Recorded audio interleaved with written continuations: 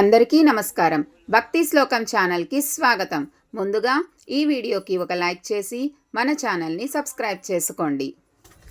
2025వ సంవత్సరం శ్రీ విశ్వావసునామ సంవత్సరంలో డిసెంబర్ 31వ తేదీ బుధవారం రోజు మనము కూర్మ ద్వాదశిగా జరుపుకుంటాము. అంటే పుష్యమాసంలో శుక్లపక్షంలో వచ్చే ద్వాదశి అన్నమాట. ఇది శ్రీ మహావిష్ణువు కూర్మ అవతారం అంటే తాబేలు అవతారం ఎత్తిన రోజుగా ఈ రోజుని జరుపుకుంటాము. ఈరోజు శ్రీ మహావిష్ణువుని ఉపవాసం ఉండి పూజించడం ద్వారా మోక్షం లభిస్తుందని అంటారు. అందుకే కూర్మ అవతారం ఎత్తారు కాబట్టి కూర్మ ద్వాదశిగా మోక్షం పొందుతాము. కాబట్టి మోక్ష ద్వాదశి అని కూడా అంటారు. కూర్మ ద్వాదశి విశిష్టత ఏమిటి?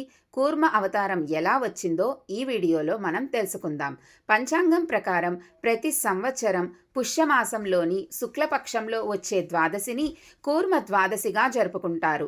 దీనికి ముందే వైకుంఠ ఏకాదశి పర్వదినం ప్రారంభం అవుతుంది. దీన్నే ముక్కోటి ఏకాదశి అని లేదా పుత్రదా ఏకాదశి అని కూడా పిలుస్తారు. అయితే కూర్మ ద్వాదశి కూర్మ జయంతి మధ్య చాలా తేడాలు ఉన్నాయి. చాలామంది ఇవి రెండూ ఒకటే అనుకొని భావిస్తారు. అయితే ఈ రెండు వేరువేరు. ఈ పవిత్రమైన సమయంలో శ్రీ మహావిష్ణువుకి ప్రత్యేక పూజలు నిర్వహిస్తారు. అన్నిటికంటే ముఖ్యంగా మన తెలుగు రాష్ట్రాలలో శ్రీకాకుళం జిల్లాలోని శ్రీ కూర్మనాథ స్వామి ఆలయం కూర్మ ద్వాదశి వేడుకలు ఘనంగా నిర్వహిస్తారు. కూర్మావతారంలో ఉండే ఏకైక విష్ణు ఆలయం ఇదే. ఈ పవిత్రమైన రోజున భక్తులందరూ ఎంతో భక్తి శ్రద్ధలతో విష్ణుమూర్తికి పూజలు నిర్వహిస్తారు. ఇదే విధంగా కొందరు ఉపవాసం ఉంటారు. ఈ సందర్భంగా కూర్మావతారం గురించి కొన్ని ఆసక్తికరమైన విషయాలు ఇప్పుడు మనం తెలుసుకుందాం.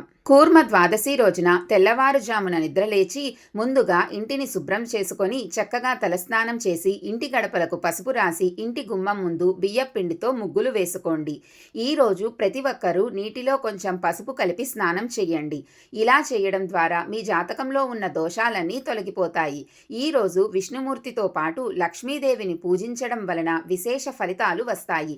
ముందుగా మీ పూజా మందిరాన్ని శుభ్రం చేసుకొని మీ పూజ గదిలో అష్టదళ పద్మం ముగ్గు వేసుకొని మీ పూజ గదిలో ఉన్న విష్ణుమూర్తిని అలాగే లక్ష్మీదేవిని అందంగా అలంకరించుకోండి. దేవుని పటాలకు గంధం రాసి కుంకుమ బొట్లు పెట్టి లక్ష్మీదేవిని గులాబీ పూలతో అలంకరించుకోండి. అలాగే విష్ణుమూర్తిని తులసి దళాలతో మరియు చామంతి పూలతో అలంకరించుకోండి. స్వచ్ఛమైన ఆవు నెయ్యితో మట్టి దీపం వెలిగించి స్వామివారికి దీపారాధన చేసుకోండి. ప్రమిదలకు కుంకుమ బొట్లు పెట్టి దీపానికి పూలు సమర్పించి నమస్కారం చేసుకోండి. పండ్లు పంచామృతంతో స్వామివారిని పూజించాలి. ఈ రోజున ఉపవాసం చేయడం వల్ల పూర్వజన్మలో చేసిన పాపాలన్నీ తొలగిపోతాయని పురాణాలు చెబుతున్నాయి. ఇక సాయంత్రం సమయంలో సూర్యుడు అస్తమించిన తరువాత మీ ఇల్లంతా పసుపు నీళ్లు చల్లుకొని మీ ఇంటి గుమ్మం బయట 2 మట్టి దీపాలు వెలిగించండి.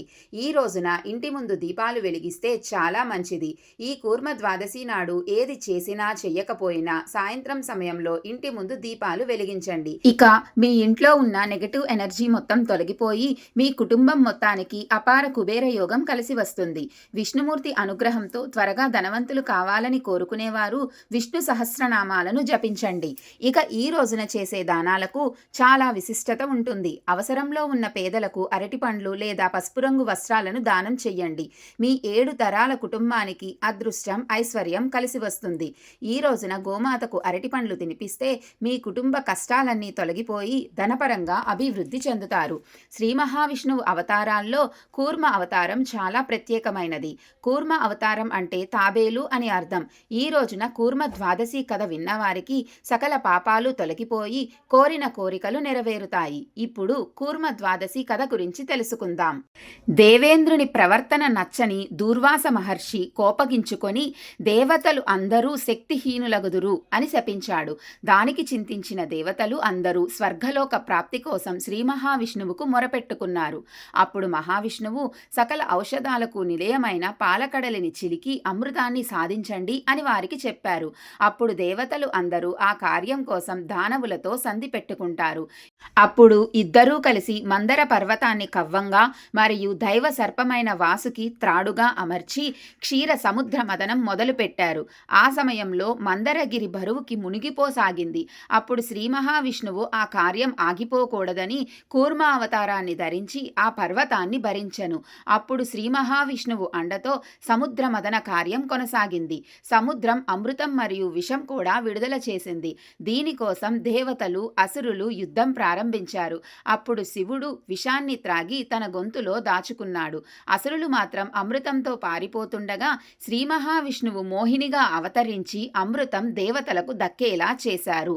అందుకే కూర్మ ద్వాదశి రోజున శ్రీ మహావిష్ణువుకు అంకితం చేయబడిందని పండితులు చెప్తుంటారు. కూర్మ ద్వాదశి ప్రత్యేకత ఈ రోజు మనం తెలుసుకుందాం. కూర్మ ద్వాదశి వంటి పవిత్రమైన రోజున కూర్మ అవతారమైన తాబేలును పూజించాలని పండితులు చెప్తుంటారు. ఇదే రోజున ఉపవాసం వ్రతం ఆచరించిన వారికి శ్రీ మహావిష్ణువు అనుగ్రహం లభిస్తుందని, సకల కష్టాల నుండి విముక్తి లభిస్తుందని, మోక్షానికి మార్గం సులువవుతుందని చాలామంది నమ్ముతారు. ఈ రోజున ఓం నమో భగవతే వాసుదేవాయ నమః అనే మంత్రాన్ని 108 సార్లు పఠించాలి. కూర్మ ద్వాదశి రోజున చాలామంది భక్తులు తమ ఇంటికి తాబేలును తీసుకొస్తారు. అయితే ఈ కూర్మ ద్వాదశి రోజున ఇంట్లో ఏ తాబేలును పెడితే అదృష్టం ఐశ్వర్యం కలిసి వస్తాయో ఇప్పుడు తెలుసుకుందాం. కూర్మ ద్వాదశి రోజున ఇంట్లో ఈశాన్యం మూల తాబేలును ఏర్పాటు చేసుకుంటే లక్ష్మీ కటాక్షం కలుగుతుంది. ఒక్కో రకమైన తాబేలుకు ఒక్కో రకమైన ప్రయోజనం ఉంటుంది. కూర్మ ద్వాదశి రోజున ఇంట్లో కానీ వ్యాపార స్థలంలో కానీ క్రిస్టల్ తాబేలును ఏర్పాటు చేయడం వల్ల వ్యాపారంలో బాగా అభివృద్ధి చెందుతారు. ఇంట్లో అనారోగ్య సమస్యలు ఉన్నవారు, దీర్ఘకాలిక అనారోగ్య సమస్యలు, కారణం తెలియని అనారోగ్య సమస్యలతో ఇబ్బంది పడుతున్నవారు కూర్మ ద్వాదశి రోజున మట్టి తాబేలు బొమ్మను తెచ్చుకొని ఇంట్లో ఉత్తర దిక్కులో ఏర్పాటు చేసుకోవాలి. అనారోగ్య సమస్యల నుంచి తొందరగా విముక్తి కలుగుతుంది. అలాగే మానసిక అశాంతి ఎక్కువగా ఉన్నవారు మానసిక ప్రశాంతత కోసం ఏ మెటల్ అయినా సరే ఒక మెటల్ తాబేలు బొమ్మను ఇంట్లో ఉత్తర దిక్కున ఏర్పాటు చేయండి. అలాగే నూతనంగా వ్యాపారం ప్రారంభించిన వారు లేదా ప్రారంభించాలనుకునేవారు వెండితో చేసిన తాబేలు ఉత్తర దిక్కులో ఏర్పాటు చేయాలి. నరఘోష, నరపీడ, దృష్టి దోషం తొలగిపోతాయి. అలాగే మీ పిల్లలు బాగా చదువుకోవాలి, వాళ్ళల్లో జ్ఞాపక శక్తి పెరగాలంటే ఇత్తడి తాబేలు బొమ్మను ఇంట్లో ఉత్తర దిక్కులో ఉంచాలి. అప్పుడు పిల్లలు విద్యారంగంలో బాగా రాణిస్తారు. భార్యాభర్తల మధ్య విభేదాలు ఎక్కువగా ఉన్నవారు 2 తాబేలు బొమ్మలను పక్కపక్కనే పెట్టి పడక గదిలో ఏర్పాటు చేసుకోవాలి. ఇక శని దోషాలు తొలగిపోవాలన్నా దీర్ఘ ఆయుష్ కోసం కూర్మ ద్వాదశి రోజు మీ చేతి మధ్య వేలుకి కానీ ఉంగరం వేలుకి కానీ తాబేలు ఉంగరం పెట్టుకోవాలి. ఈ విధంగా లక్ష్మీదేవిని విష్ణుమూర్తిని పూజించి అష్టైశ్వర్యాలను సిరి సంపదలను సులభంగా పొందండి. మీకు ఈ వీడియో నచ్చిందా? అయితే ఈ వీడియోకి ఒక లైక్ చేసి మన భక్తి శ్లోకం ఛానల్ని సబ్స్క్రైబ్ చేసుకోండి. మరొక మంచి వీడియోతో మళ్ళీ కలుద్దాం. సర్వేజన సుఖినో భవంతు.